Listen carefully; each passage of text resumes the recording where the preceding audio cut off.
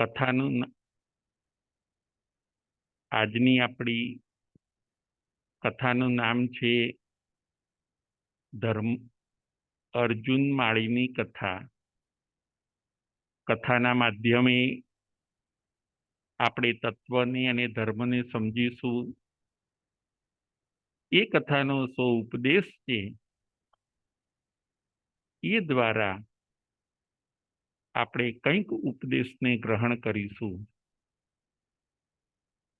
અર્જુન માળીની કથા.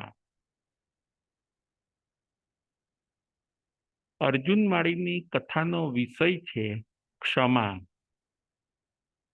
ક્ષમા એટલે શું? તો કે ક્ષમા એટલે જતું કરવું. ક્ષમા એટલે માફી આપવી, ફોરગિવનેસ. એ વિષય આજની કથાનો છે. અર્જુન માળી કેવી ક્ષમા રાખે છે અને એ જ ભવની અંદર પોતે મોક્ષે જાય છે, એ આપણે સમજવાનું છે. એ અર્જુન માળી કોણ હોય છે? તો કે એ અર્જુન માળી જે ક્ષમા રાખીને ભગવાન મહાવીર સ્વામી પાસે દીક્ષિત થાય છે, ક્ષમા રાખે છે. એ ક્ષમા પણ કેવી? બહુ ઊંચા ભાવવાળી ક્ષમા. અને એવી ક્ષમા રાખીને સર્વ કર્મનો ક્ષય કરીને અર્જુન માળી મોક્ષે જાય છે. અંતગઢ સૂત્રની અંદર આ કથા આવે છે, અર્જુન માળીની કથા. આજની આપણી કથાનું નામ છે અર્જુન માળીની કથા. અર્જુન નામનો એક માણસ હોય છે અને માળી એટલે ફૂલો વીણવાનું કામ કરે. બગીચાની અંદર જઈને ફૂલોને ભેગા કરવાનું કામ કરે.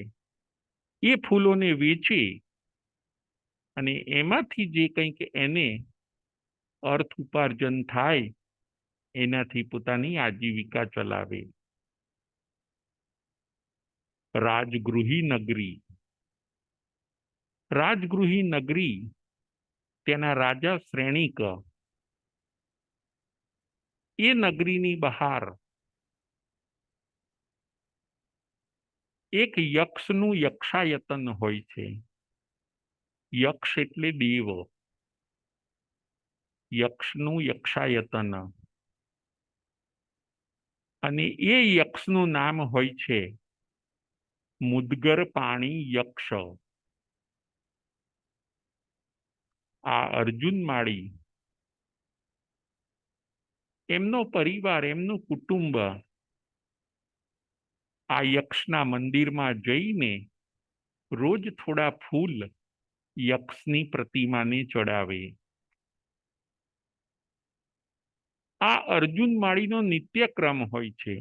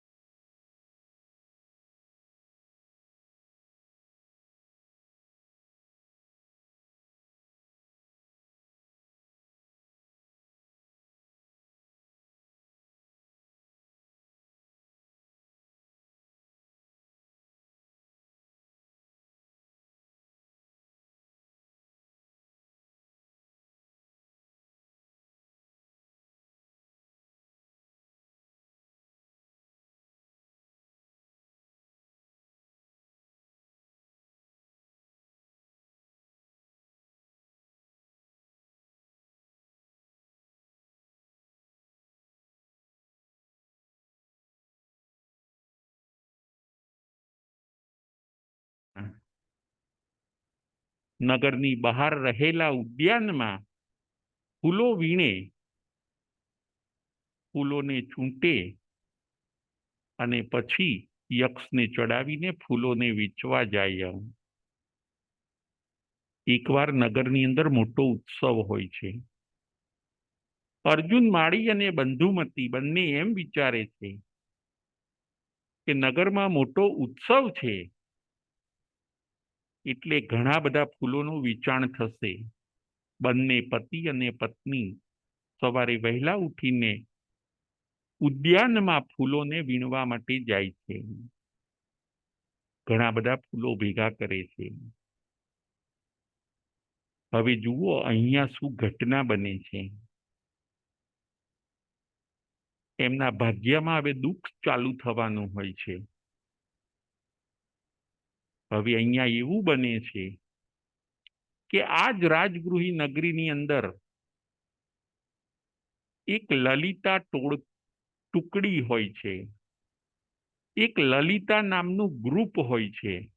એ બધાને હેરાન કરે, પરેશાન કરે. એ જે લલિતા નામનું ગ્રુપ હોય છે એમાં 6 માણસો હોય છે.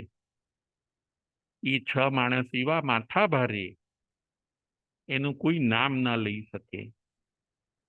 એ 6 માણસ ગમે ત્યારે ગમે તેને રંજાડે, ધમાલ કરે, બીજાને હેરાન કરે.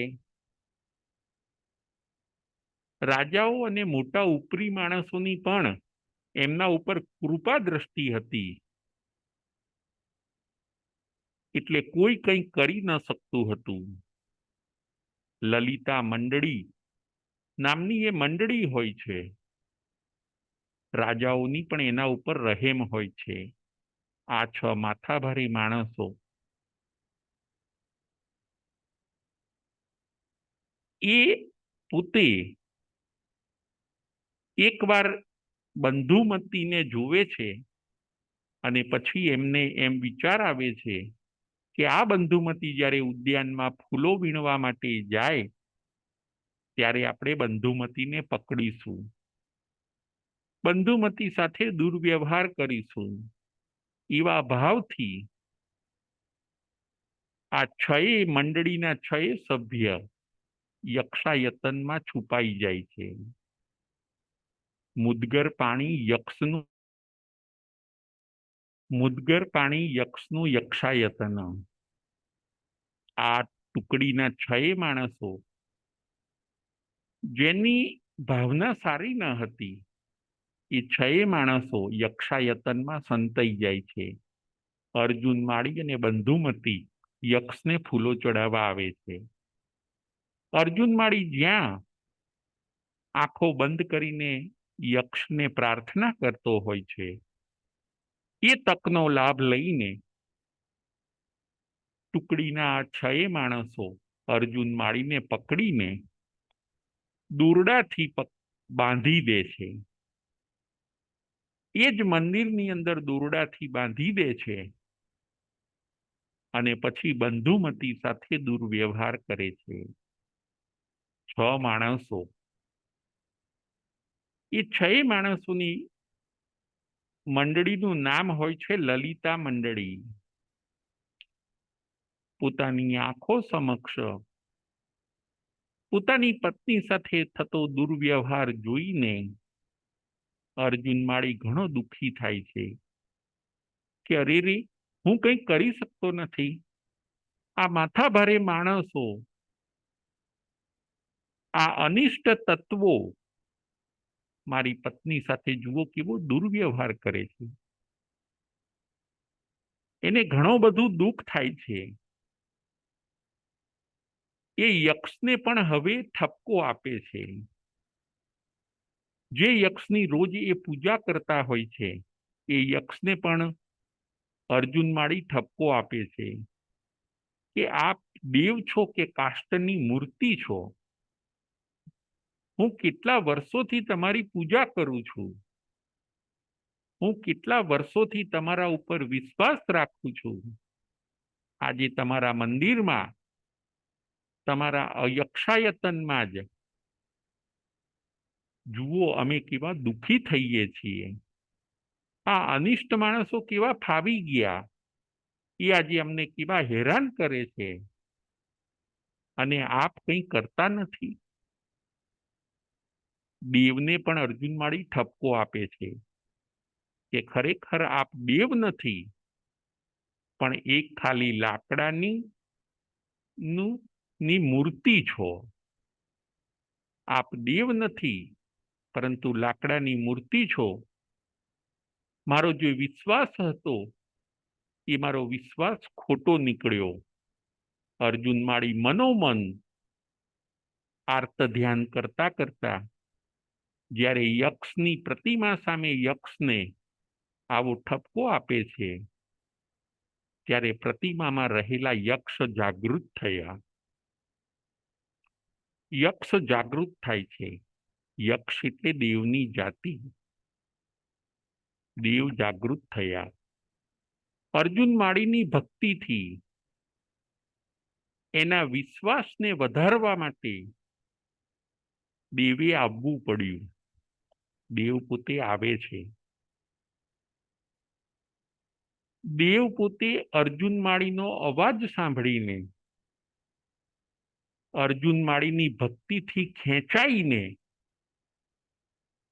એ દેવ જે યક્ષ હોય છે એ પોતે આવે છે અને અર્જુન માળીના શરીરમાં પ્રવેશ કરે છે. એ દેવનું નામ હોય છે મુદ્ગર પાણી યક્ષ. મુદ્ગર પાણી યક્ષ, જેના હાથમાં મુદ્ગર હોય એવા યક્ષ. મુદ્ગર એટલે ગદા, 1000 મણની ગદા એ યક્ષના હાથમાં હોય છે. દેવે અર્જુન માળીના શરીરમાં પ્રવેશ કર્યો. અર્જુન માળીની શક્તિ હવે વધી ગઈ. જે દોરડાથી એને બાંધ્યો હોય છે એ દોરડા બધા ફટાફટ અર્જુન માળી તોડી નાખે છે. અને જે પેલું મુદ્ગર હોય છે, પ્રતિમા પાસે જે પેલું મુદ્ગર હોય છે, ગદા જેવું સાધન, એ મુદ્ગરને લઈ હાથમાં લે છે. હાથમાં લઈને એ 1000 મણના મુદ્ગરને ઉપાડે છે. ઉપાડીને જે પેલા 6 સભ્ય હોય છે, 6 વ્યક્તિ હોય છે, જે બંધુમતી સાથે દુર્વ્યવહાર કરતા હોય છે, એના ઉપર પ્રહાર કરે છે. એક એક પ્રહારથી 6 સભ્યનું મૃત્યુ થઈ જાય છે. અર્જુન માળી 6 સભ્યને મારી નાખે છે. અર્જુન માળીમાં એટલી બધી શક્તિ આવી ગઈ, કારણ કે એના શરીરમાં દેવનો પ્રવેશ થયો. જુઓ, સાચી ભક્તિ હોય તો દેવદેવી પણ આપણા ઉપર પ્રસન્ન થાય છે. આ દ્રષ્ટાંત એમ કહે છે કે તમારી ઘણીવાર સાચી ભક્તિ હોય, દેવદેવી ઉપર જો તમને વિશ્વાસ હોય, તમે જો સાચા ભક્ત હો, તો સાચા ભક્તને દેવદેવી પણ મદદ કરતા હોય છે. મુશ્કેલી આવી અને મુશ્કેલી ટળી પણ ખરી. 6 વ્યક્તિને અર્જુન માળી મારી નાખે છે. પોતાની સ્ત્રી બંધુમતીને પણ મારી નાખે છે. અને હવે એવું બન્યું કે અર્જુન માળીએ મગજ ઉપરનો કાબુ ગુમાવ્યો. એને મગજમાં એમ હોય છે કે નગરજનો પણ કંઈ બોલતા નથી. નગરજનોએ પણ આ 6 માણસને સાથ અને સહકાર આપ્યો હોય છે. ખોટું થતું હોય છે એમાં નગરજનો અને રાજા પણ ચૂપ હોય છે. એમને પણ બદલો મળવો જોઈએ. એવું વિચારીને અર્જુન માળી હાથમાં મુદ્ગર લઈને હવે નગરની શેરીઓમાં આવી જાય છે. રોજ 7 માણસની હત્યા કરે. અર્જુન માળી રોજ ક્યાંય બી મનુષ્યને જોવે શેરીની અંદર, પોતે દોડે અને એક જ ગદાનો એવો પ્રહાર કરે કે તરત એ મનુષ્યના રામ રમી જતા. રોજ 7 માણસની હત્યા એ અર્જુન માળી કરે છે. હવે આ રોજનો સિલસિલો બની ગયો. શેરીઓમાં રખડવાનું, જ્યાં ત્યાં જે વસ્તુ ખાવા મળી જાય, ફ્રૂટ મળી જાય તો ફ્રૂટ, શાકભાજી મળી જાય તો શાકભાજી, જે મળે એ ખાવાનું, ગમે ત્યાંથી ઉઠાવી લેવાનું, શેરીઓમાં ફરવાનું, થાકે એટલે સૂઈ જાય, જાગે એટલે પાછા મુદગર લઈને શેરીઓમાં ફરે. પ્રજા ત્રાહિમામ પોકારી ગઈ. રાજગૃહી નગરી, ત્યાંના રાજા હોય છે શ્રેણિક. શ્રેણિક રાજાએ પણ ફરમાન બહાર પાડ્યું કે શેરીઓમાં કોઈ બહાર નીકળશો નહીં, કોઈ જંગલમાં જશો નહીં, ઉદ્યાન તરફ કોઈ જશો નહીં. અર્જુન માળી તમારી હત્યા કરી નાખશે. એને સમજાવે કોણ? એને પકડે કોણ? કારણ કે કોઈ પણ એને પકડવા માટે જાય તો એક જ મુદગરનો ઘા પડે અને એને પકડે પણ કોણ? કેમ કે જે એને પકડવા જાય એને એક જ મુદગરનો ઘા પડે અને એના રામ રમી જાય. કપડા ગંદા થઈ ગયા, વાળ દાઢી બધું વધી ગયું, એના દેહનું સ્વરૂપ હવે બિહામણું થઈ ગયું. એવા અર્જુન માળી પોતે શેરીએ શેરીએ ફરે છે. જુઓ કર્મનો ઉદય, એ જ ભવે મોક્ષે જનારો આત્મા છે. દુઃખ આવ્યું, ઘણા કર્મનો ક્ષય થયો. હવે એવું બને છે કે આ જ રાજગૃહી નગરીની અંદર ઉદ્યાનમાં બહાર ભગવાન મહાવીર સ્વામી પધારે છે. પ્રજા પોતે દર્શન કરવા જતી નથી, કારણ કે બધાને અર્જુન માળીનો ડર છે. પરંતુ એક સુદર્શન શ્રાવક હોય છે, એ પોતે ઉદ્યાન તરફ દર્શન કરવા જાય છે. એમને ખ્યાલ તો હોય છે સુદર્શન શ્રાવકને કે મને કદાચ અર્જુન માળીનો ઉપસર્ગ આવી શકે, પરંતુ ભગવાનના દર્શન કરવા જવું એ પણ મારા માટે બહુ અગત્યની વસ્તુ છે. જો દર્શન કરવા જઈશ અને વચ્ચે કદાચ આવો ઉપસર્ગ આવશે અને કદાચ મારું મૃત્યુ થશે તો પણ એ સાર્થક છે. ઉપસર્ગના ડરથી દર્શન વગર વંચિત ન રહેવાય. આવું વિચારીને સુદર્શન શ્રાવક ભગવાન મહાવીર સ્વામીના દર્શન કરવા માટે નગરમાંથી નીકળીને બહાર ઉદ્યાન તરફ આવે છે. રોડ તો સુમસામ છે, શેરીઓના રોડ સૂના છે, કારણ કે બધાને અર્જુન માળીનો ભય હોય છે. અર્જુન માળી સૂતો હોય ત્યારે જ બધા ફટાફટ પોતાના કામ પતાવી લે. શેરીઓમાં જ્યારે અર્જુન માળીને ફરતો જોવે ત્યારે બધા ઘરમાં પુરાઈ જાય. રોજ 7 વ્યક્તિની હત્યા, ગમે ત્યાંથી ગમે તેને પકડીને રોજ 7 વ્યક્તિની આ હત્યા એ અર્જુન માળી કરતા હોય છે. સુદર્શન શ્રાવક પોતે ભગવાન મહાવીર સ્વામીના દર્શન કરવા નીકળે છે. ધીમે ધીમે ચાલતા આગળ વધે છે. એવું બને છે એ વખતે અર્જુન માળી જાગતો હોય છે. અર્જુન માળી જાગતા હોય છે, શેરીની અંદર બેઠા હોય છે. સુદર્શન શ્રાવકને દૂરથી જોવે છે, હાથમાં મુદગર લઈને દોડે છે. સુદર્શન શ્રાવક અર્જુન માળીને આવતા જોવે છે.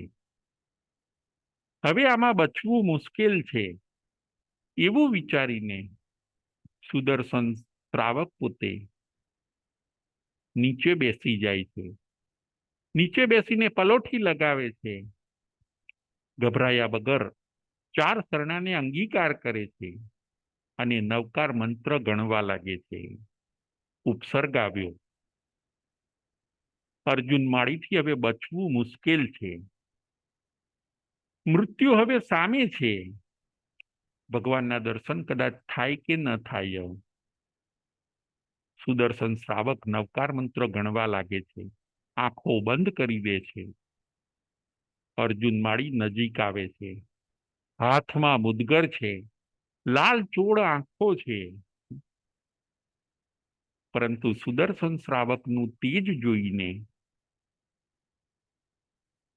નવકાર મંત્રનો પ્રભાવ જાણીને એ પણ અર્જુન માળી ઠંડા પડી જાય છે.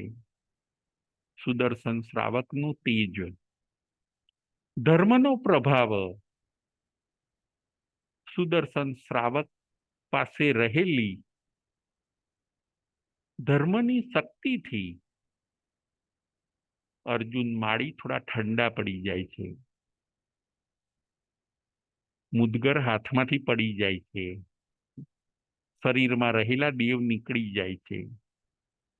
શરીરની અંદર જે દેવ હોય છે, મુદગર, પાણી, યક્ષ, એ પણ નીકળી જાય છે. શરીરમાં હવે દેવ નથી. દેવ નીકળવાથી શરીરની અંદર અશક્તિ આવી ગઈ. અર્જુન માળી પણ નીચે પડી જાય છે. શરીર હવે સાવ શિથિલ થઈ ગયું. પહેલા જે બધી શક્તિ હતી એ બધી શરીરમાં દેવ હતો એના કારણે હતી, પરંતુ દેવના નીકળી જવાથી હવે અર્જુન માળીનું શરીર પણ નિર્બળ થઈ ગયું. હવે શરીરમાં બહુ શક્તિ નથી, કારણ કે ઘણા મહિનાઓની રઝળપાટથી વ્યવસ્થિત કંઈ જમવા મળ્યું હોય, વ્યવસ્થિત કંઈ બધું સચવાયું હોય એવું બન્યું નથી, એટલે એમનું શરીર પણ શિથિલ થઈ ગયું. સુદર્શન શ્રાવક સંથારો પાડે છે. અર્જુન માળીને સાંત્વના આપે છે. એ પોતે બધી પરિસ્થિતિ જાણી જાય છે કે અર્જુન માળી હવે પહેલા જેવા ક્રૂર રહ્યા નથી. બધી પરિસ્થિતિ જાણી જાય છે. અર્જુન માળી પ્રત્યે તેમને મૈત્રીનો ભાવ આવે છે, ક્ષમાનો ભાવ આવે છે. એમને અર્જુન માળી પ્રત્યે કરુણા આવે છે અને અર્જુન માળીને સમજાવે છે કે તમે હવે આ બધું છોડી દો. હું પણ ભગવાન મહાવીર સ્વામીના દર્શન કરવા જઉં છું, તમે પણ મારી સાથે ચાલો. રોજ 7 જીવોની હત્યા કરીને કોઈક દૈવી વિશેષની સહાયતાથી તમે 7 વ્યક્તિઓના ખૂન કર્યા છે, 7 વ્યક્તિઓની હત્યા કરી છે. હવે એ પાપમાંથી આપણે મુક્ત થવાનું છે. ક્રૂરતાને આપણે છોડી દેવાની છે. તમે તમારા આત્માનું કલ્યાણ કરો. પ્રેમથી, ખૂબ સદભાવથી, મીઠાશથી સુદર્શન શ્રાવક અર્જુન માળીને સમજાવે છે અને ભગવાન મહાવીર સ્વામી પાસે લઈ જાય છે. ભગવાન મહાવીર સ્વામીની વાણી અર્જુન માળી સાંભળે છે. સુદર્શન શ્રાવકે સાંભળે છે. અર્જુન માળીને દીક્ષાના ભાવ થાય છે અને ભગવાન મહાવીર સ્વામી પાસે એ દીક્ષા લે છે. જુઓ, રોજની 7 વ્યક્તિઓની હત્યા કરનારને પણ ભગવાન મહાવીર સ્વામી પોતાના કેવળ જ્ઞાનની અંદર એનું ભવિષ્ય જોઈને અર્જુન માળીને પણ દીક્ષા આપે છે. અર્જુન માળી દીક્ષા લે છે. રુજુ આત્મા હોય છે, સરળ આત્મા હોય છે. આ તો એના જીવનમાં ઘટનાઓ એવી બધી બની કે એના કારણે બધી મુશ્કેલીઓ, પરિવર્તન આવ્યું. પરંતુ એક ભોળો આત્મા હોય છે, ચરમ શરીરી આત્મા હોય છે, એ જ ભવે મોક્ષે જનાર આત્મા અર્જુન માળી ભગવાન મહાવીર સ્વામી પાસે દીક્ષા લે છે. ભગવાન મહાવીર સ્વામી પણ કરુણાના અવતાર અર્જુન માળીને દીક્ષા આપે છે. અર્જુન માળી દીક્ષા લઈને પ્રતિજ્ઞા કરે છે, રોજ છઠના પારણે છઠ કરે. પારણાના દિવસે નગરમાં વહોરવા જાય. હવે બધા તકલીફો આપે, નગરજનો બધા તકલીફો આપે કે મુદગર લઈને ફરતા હતા એ બધી તમારી શક્તિ ક્યાં જતી રહી? મુદગર લઈને બધાની હત્યા કરતા હતા, એ તમારી જે શક્તિ હતી, એ તમારું બળ હતું, એ બધું ક્યાં જતું રહ્યું? બધા હસે, ઠીકડી ઉડાડે. અર્જુન માળી ક્ષમા રાખે છે. કોઈ પથ્થરમારો કરે, કોઈ લાકડીનો પ્રહાર કરે કે આ અર્જુન માળીએ તો મારા પિતાને માર્યા છે, કોઈ કહે આ અર્જુન માળીએ તો મારી માતાને માર્યા છે, કોઈ કહે આ એ જ અર્જુન માળી છે જેણે મારા ભાઈની હત્યા કરી હતી. નગરજનો ભેગા થઈ જાય. ગોચરી લેવાનું તો એક બાજુ રહે અને ઉપરથી લાકડીના પ્રહારો પડે, પથ્થરના માર પડે. અર્જુન માળી સહન કરે, ક્ષમા રાખે કે એ લોકોનો વાંક નથી, મેં ખોટું કૃત્ય કર્યું છે એનો એ લોકો મને બદલો આપે છે, એમાં એ લોકો તો નિર્દોષ છે. આવું વિચારીને આ અર્જુન માળી જે મુનિ થયા છે એ પોતે ક્ષમા રાખે છે. ભગવાન મહાવીર સ્વામીએ એમને દીક્ષા આપી હોય છે. રોજ આવી તકલીફો આવે, છઠના પારણામાં એ પોતે વરવા જાય અને પાછા એ જ માણસો જે જાણતા હોય છે, એ બધા માણસો એકબીજાને કઈ કઈને રંજાડવાનું ચાલુ કરે. 6 મહિના નીકળી ગયા. હવે શરીર એકદમ કૃશ થઈ ગયું. ભગવાનની પાસે રજા લઈને 15 દિવસનો સંથારો કરે છે. 6 મહિનાનું દીક્ષા જીવન અને 15 દિવસનો સંથારો કરીને 6.5 મહિનામાં જ પોતાના આત્માનું કલ્યાણ કરે છે. 6.5 મહિનાના દીક્ષા જીવનની અંદર જ સર્વ કર્મનો ક્ષય કરીને અર્જુન માળી પોતે મોક્ષે જાય છે. અર્જુન માળી જુઓ કેવા ભાગ્યશાળી આત્મા. એમના જીવનમાં મુશ્કેલી આવી, દેવનો સાક્ષાત્કાર થયો, દેવ મદદે આવ્યા, કારણ કે પુણ્યનો ઉદય હોય છે. વળી એનાથી પણ વિશેષ પુણ્યનો ઉદય એમને સુદર્શન શ્રાવક મળે છે. એ સુદર્શન શ્રાવક એમને ભગવાન મહાવીર સ્વામી પાસે લઈ જાય છે. તીર્થંકર ભગવાન મળ્યા. એટલું જ નહીં, એ તીર્થંકર ભગવાન પાસે દીક્ષા લઈને શિષ્યત્વ પણ સ્વીકાર્યું. એનાથી આગળ વધીને અર્જુન માળી પોતે દીક્ષા લીધા પછી તપમાં જોડાયા, છઠના પારણે છઠ કરે છે. એ પછી શું થયું તો કે એ પછી નગરજનોના ઉપસર્ગો આવ્યા, એને ક્ષમાભાવથી સહન કરે છે. સર્વ કર્મનો ક્ષય કરીને 6.5 મહિનામાં જ એ પોતે મોક્ષે જાય છે. ક્ષમા વીરસ્ય ભૂષણમ. અર્જુન માળીના દ્રષ્ટાંતમાંથી આપણે આ શીખવાનું છે. સર્વ સિદ્ધિદાયક જો કોઈ હોય તો એ છે ક્ષમા. ક્ષમા રાખો, ક્ષમા આપો અને ક્ષમા માગો. ક્ષમા એટલે ફોરગિવનેસ. અર્જુન માળીએ ક્ષમા રાખી. છઠ તપના પારણે છઠ તો કરતા જ હોય છે, સાથે બધા રંજાડે તો પણ એ ક્ષમા રાખે છે. ક્ષમા રાખવી એટલે જતું કરવું. ક્ષમા રાખવી એટલે શાંતિ રાખવી. ક્ષમા રાખવી એટલે ગુસ્સો ન કરવો. ક્ષમા રાખવી એટલે ગરમ ન થવું. ક્ષમા રાખવી એટલે ફોરગિવનેસ, ભૂલી જવું. ક્ષમા રાખવી એટલે ટૂંકમાં પતાવવું. ક્ષમાના આવા અનેક અર્થ છે. ક્ષમા વીરસ્ય ભૂષણમ. ક્ષમા એ વીરનું આભૂષણ છે. ગુસ્સો કરવો એ તો આપણી વીકનેસ છે. ઝઘડવું એ તો આપણી વીકનેસ છે. કોઈને સામા થઈ જવું એ તો આપણી નબળાઈ છે.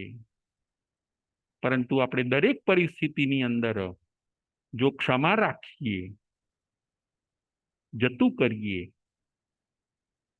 તો એની અંદર જ આપણું બળ છે, આપણી પાસે કંઈક તાકાત છે, આપણે કંઈક વીર છીએ એવું સાબિત થાય છે. બાકી ગુસ્સો તો દરેકને કરતા આવડે.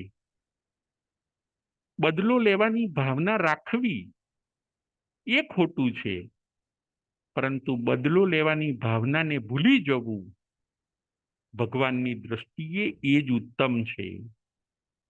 આપણે બદલો નથી લેવો કોઈની પાસે, પરંતુ બદલો લેવાની ભાવનાને જ આપણે બદલી નાખવાની છે. ભગવાનના શાસ્ત્રો એમ કહે છે. જુઓ, અર્જુન માળીએ ક્ષમા રાખી અને પોતે પોતાના આત્માનું કામ કરી ગયા.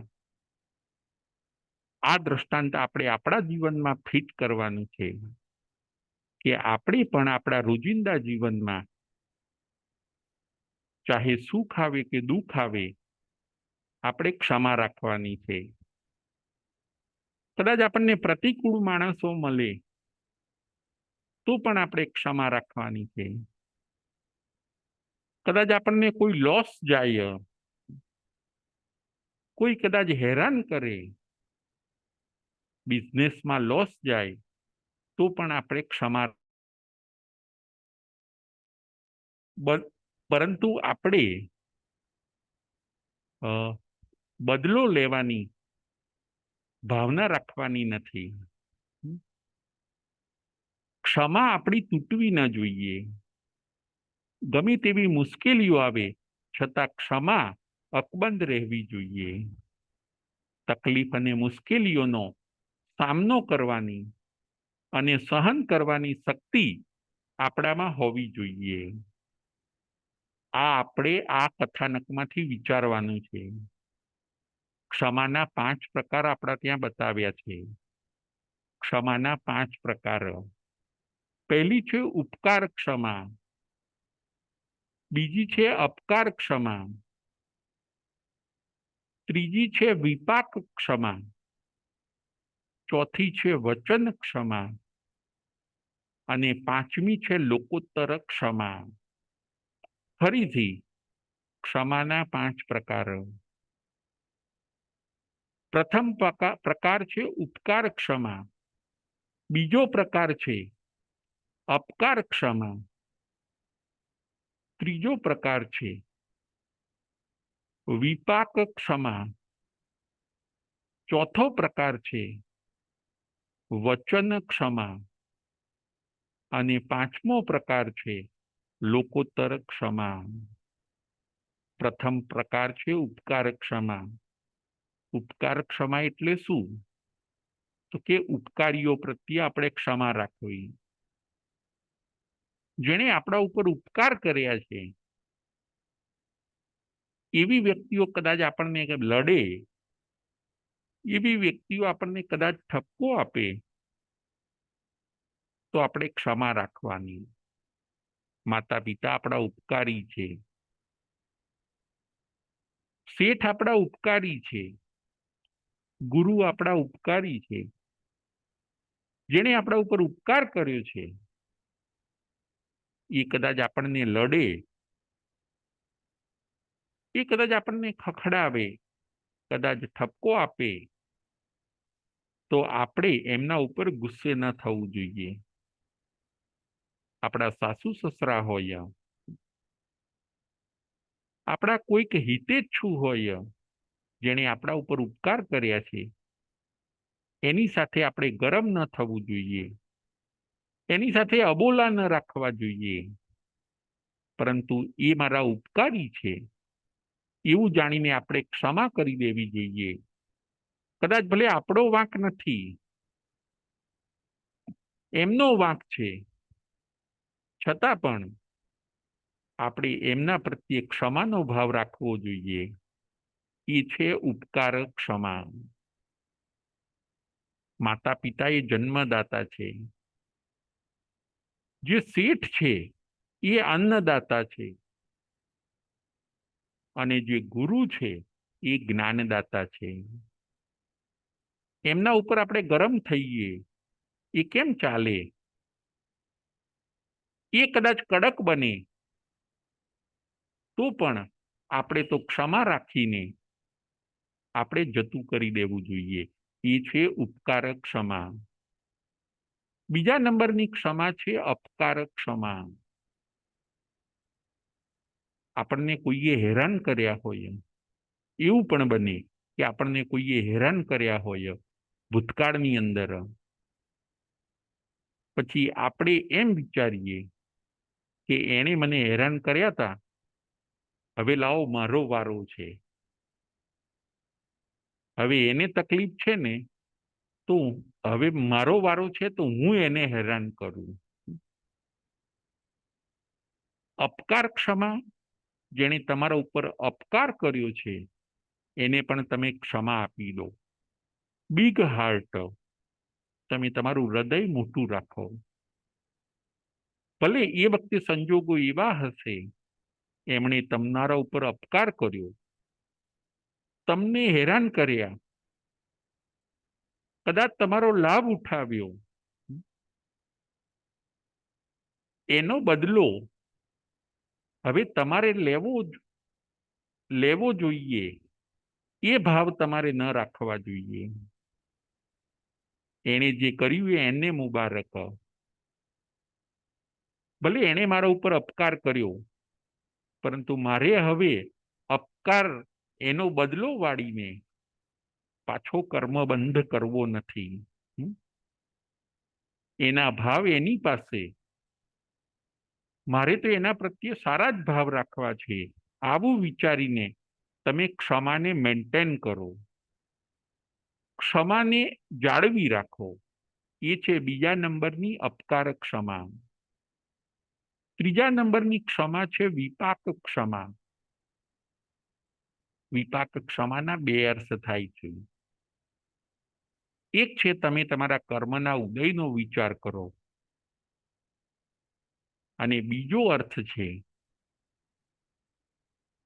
એક છે તમે તમારા કર્મના ઉદયનો વિચાર કરો, અને બીજો અર્થ છે કે તમે કર્મના ફળનો વિચાર કરો, કસાઈના ફળનો વિચાર કરો. વિપાક એટલે કર્મનો ઉદય, અને બીજો અર્થ છે વિપાક એટલે કસાયોનું ફળ. વિપાક ક્ષમા. ત્રીજા નંબરની ક્ષમા છે વિપાક ક્ષમા. વિપાક ક્ષમા એટલે અત્યારે મારા કર્મનો ઉદય આવો ચાલી રહ્યો છે, માટે મારે શાંતિ રાખવી બહુ જરૂરી. અત્યારે મારા કર્મનો ઉદય આવો ચાલી રહ્યો છે, માટે મારે શાંતિ રાખવી બહુ જરૂરી છે. એવું વિચારીને તમે ક્ષમાને પકડી રાખો. તમે જો ગરમ થવા જશો તો ઘણીવાર એવું બને કે બધી બાજી બગડી જાય. આપણો પીરિયડ કેવો ચાલે છે એનો વિચાર કરવો, આપણો અત્યારના સંયોગો કેવા છે એનો વિચાર કરીને શાંતિ રાખવી, એનું નામ છે વિપાક ક્ષમા. ઘણીવાર જુઓ એવું બને કે કોઈ ગરીબ માણસ નોકરી કરતો હોય, એના સંજોગો એવા છે કે એ ખૂબ ગરીબ છે, અને જો શેઠની સામે સામા થશે, શેઠનો પ્રતિકાર કરશે, શેઠની સામે ઝઘડશે, ક્ષમા નહીં રાખે, તો ઘણીવાર એવું પણ બને કે શેઠ એને સર્વિસમાંથી છૂટા કરે. જુઓ, શાંતિ રાખી હોત તો સર્વિસમાંથી છૂટા ન થવું પડત, પણ શાંતિ ન રાખી શક્યા, ક્ષમા ન રાખી શક્યા, પોતાના સંજોગોના જ્ઞાતા ન બન્યા અને શેઠ સાથે ઝઘડવાનું ચાલુ રાખ્યું. આખરે શેઠે એવું સ્ટેપ લીધું કે હવે તમે કાલથી સર્વિસમાં ન આવતા. આ છે ક્ષમા ન રાખ્યાનું દુષ્પરિણામ. આપણે જો આપણા સંજોગો, આપણો પીરિયડ, આપણા કર્મનો ઉદય આ બધું જાણીને આપણે જો શાંત રહીએ તો મુશ્કેલી ઘણીવાર આપોઆપ ટળી જતી હોય છે.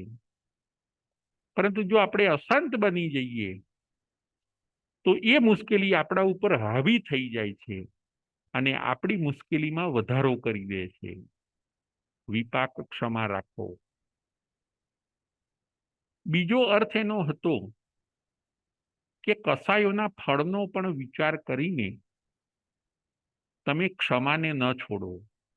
જો હું ગુસ્સો કરીશ તો બાજી બધી બગડી જશે, જો હું ગુસ્સો કરીશ તો સંબંધો તૂટી જશે,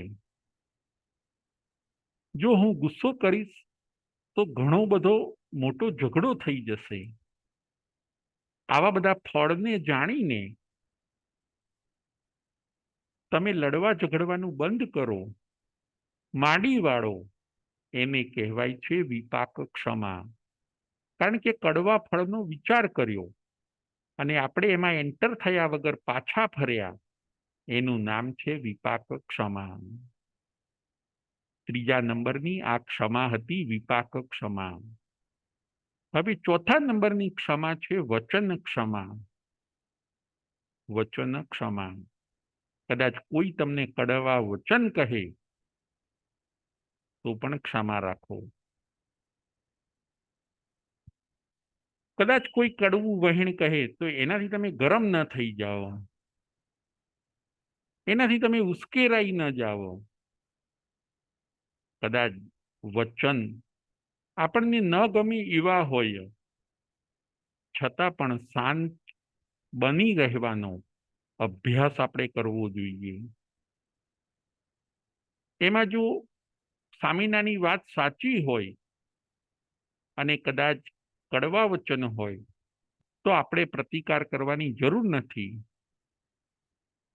અને જો વાત ખોટી હોય, એવા આપણે ન હઈએ તો આપણે ખોટું લગાડવાની જરૂર નથી.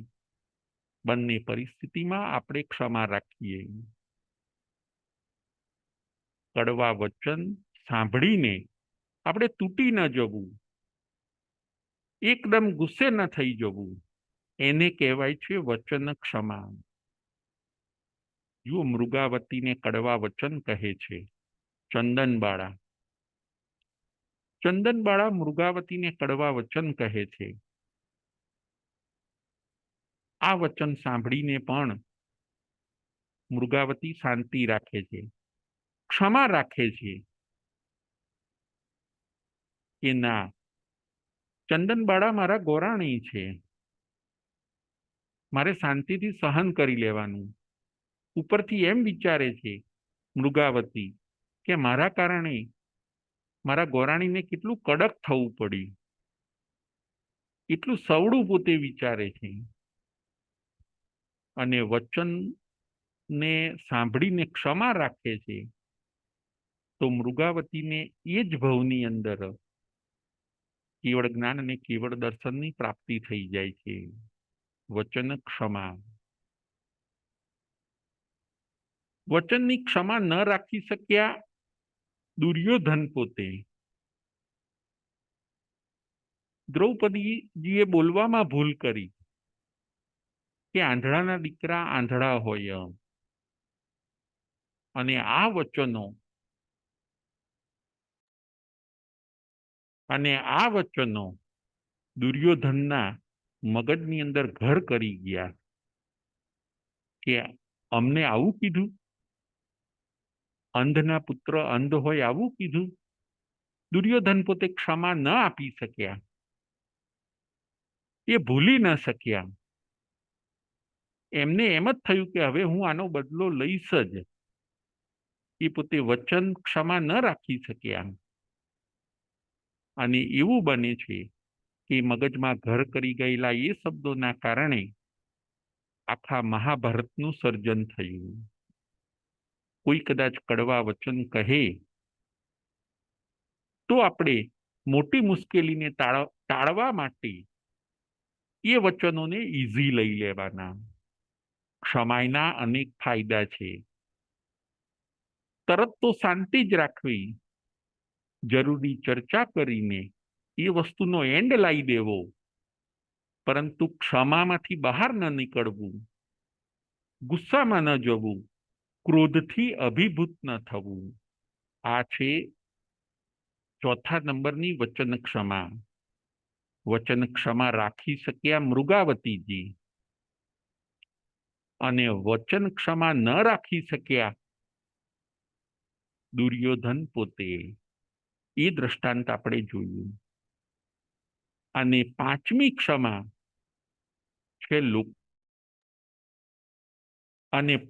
ક્ષમા છે લોકોત્તર ક્ષમા. લોકોત્તર ક્ષમા એટલે શું? લોકોત્તર ક્ષમા એટલે કોઈક મહાન પુરુષો એવા હોય છે કે જે દરેક સમય સંજોગોમાં ખૂબ ક્ષમા રાખી શકે. ઘણી બધી પ્રતિકૂળતાઓ વચ્ચે પણ એ બધી ઘણી ક્ષમા રાખી શકે. એને કહેવાય છે લોકોત્તર ક્ષમા. લોકોત્તર ક્ષમા એટલે બેસ્ટ ક્ષમા. આ કોને હોય? તો કે જુઓ, તીર્થંકર ભગવંતો હોય, કેવડી ભગવંતો, એ બધાને આ લોકોત્તર ક્ષમા હોય છે. લોકોત્તર ક્ષમા તીર્થંકર ભગવંતોમાં હોય છે, કેવલી ભગવંતોમાં હોય છે. એમને ઉપસર્ગ પરિસર બધું આવે, છતાં પણ એમની ક્ષમા તૂટે નહીં. એ લોકો એટલા બધા ક્ષમાવાળા હોય, ક્ષમા આપી પણ શકે, ક્ષમા રાખી પણ શકે, અને ક્ષમા માગી પણ શકે, એવા એ મહાપુરુષો હોય છે. એટલે એમને ગણવામાં આવ્યા પાંચમી ક્ષમા લોકોત્તર ક્ષમા. આવી રીતે ક્ષમાના 5 પ્રકાર છે. પ્રથમ ઉપકાર ક્ષમા, બીજી અપકાર ક્ષમા, ત્રીજા નંબરની છે વિપાક ક્ષમા, અને ચોથા નંબરની છે વચન ક્ષમા, અને 5મા નંબરની છે લોકોત્તર ક્ષમા. આપણે આ 5 પ્રકારની ક્ષમા રાખવાની છે. આપણા ઉપકારીઓ પ્રત્યે પણ ક્ષમાનો ભાવ, આપણું જે અનિષ્ટ કરે છે અથવા ભૂતકાળમાં જેણે કર્યું હતું એના પ્રત્યે પણ ક્ષમાનો ભાવ. રોજબરોજના જીવનમાં ક્યારેક કોઈક આપણા માટે કડક વચન કહે તો પણ ક્ષમાનો ભાવ. કર્મનો ઉદય એવો ચાલતો હોય ત્યારે સમય અને સંજોગોનો વિચારીને આપણે ક્ષમામાં રહીએ, એ છે વિપાક ક્ષમા. બસ આવી રીતે આપણે ક્ષમાનો અભ્યાસ કરવાનો છે. જીવનમાં ક્ષમાને વધારો. અર્જુન માળીનું આ દ્રષ્ટાંત આપણને એ કહે છે કે હવે તમે ધીરે ધીરે જીવનની અંદર ક્ષમાને વધારો. 1 કલાક, 2 કલાક, 5 કલાક, 1 દિવસ, 2 દિવસ, એમ દરેક ધીરે ધીરે એમ જોજો. આપણે ધીરે ધીરે આપણા જીવનમાં જેમ જ્ઞાન વધારીએ છીએ, આપણે આપણા જીવનમાં તપ પણ વધારીએ છીએ, દાન કરવાનું પણ વધારીએ છીએ, ઘણીવાર સામાયિક વગેરે પણ વધારીએ છીએ, એકના બદલે 2 કરીએ છીએ. બસ આજના કથાનકમાંથી આપણે એ શીખવાનું છે કે આપણે ક્ષમા પણ આપણા જીવનમાં વધારીએ. દુઃખ આવે તો પણ આપણે ક્ષમા રાખવાની. ગમે તેવી તકલીફો આવી જાય, આપણે ભગવાનનું નામ સ્મરણ કરીને તૂટવાનું નહીં, ક્ષમા રાખવાની. ટેન્શન કે ડિપ્રેશનમાં પણ નહીં જવાનું. બધી બાજી કદાચ આપણે હારી ગયા તો પણ આપણે શાંતિ સમાધિ રાખીને હવે એમાં શું સારું કરી શકાય એમ વિચારીને આપણે આગળ વધવાનું, પણ તૂટવાનું નહીં, ક્ષમા રાખવાની. ક્ષમા વીરસ્ય ભૂષણમ.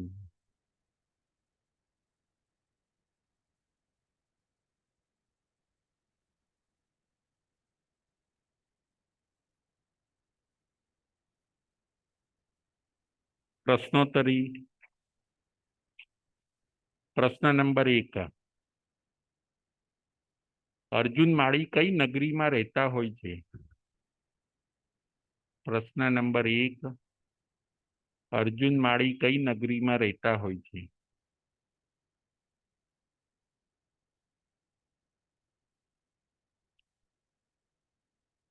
અર્જુન માળી કઈ નગરીમાં રહેતા હોય છે? અને એ નગરીના પ્રદીપભાઈ મહેતા. પ્રદીપભાઈ મહેતા. જય જીનેન્દ્ર. જય જીનેન્દ્ર. રેકોર્ડિંગ ઘડી ઘડી કટ થઈ જાય છે, વચમાં સ્ટોપ થાય છે આજે. યસ. હા, એટલે લેટ થઈ ગયું. અર્જુન માળી રાજગૃહી નગરીમાં રહેતા હતા. અને એ નગરીના રાજા કોણ હોય છે? શ્રેણિક રાજા. બહુ સરસ, બહુ સરસ. હવે બીજો પ્રશ્ન. અર્જુન માળીની પત્નીનું નામ શું હોય છે? અર્જુન માળીની પત્નીનું નામ શું હોય છે? દીનાબેન શેઠ. બંધુમતી. બહુ સરસ, બહુ સરસ. પછી જે યક્ષનું યક્ષાયતન હોય છે એ યક્ષનું નામ શું હોય છે? જે યક્ષનું યક્ષાયતન હોય છે એ યક્ષનું નામ શું હોય છે? યક્ષનું નામ એટલે કે દેવનું નામ. પ્રદીપભાઈ મહેતા.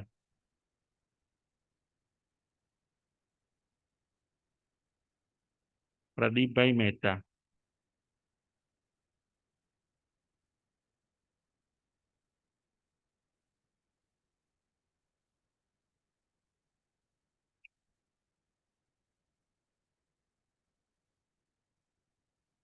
દીનાબેન શેઠ. દીનાબેન શેઠ.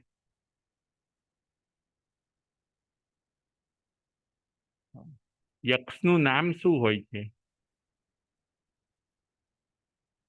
મુદગર પાણી યક્ષ. બહુ સરસ, બહુ સરસ. Thank you. હવે આગળનો પ્રશ્ન. અર્જુન માળી રોજ કેટલા જીવોની હત્યા કરે છે? અર્જુન માળી રોજ કેટલા જીવોની હત્યા કરે છે? ચૈતાલીબેન. ચૈતાલીબેન.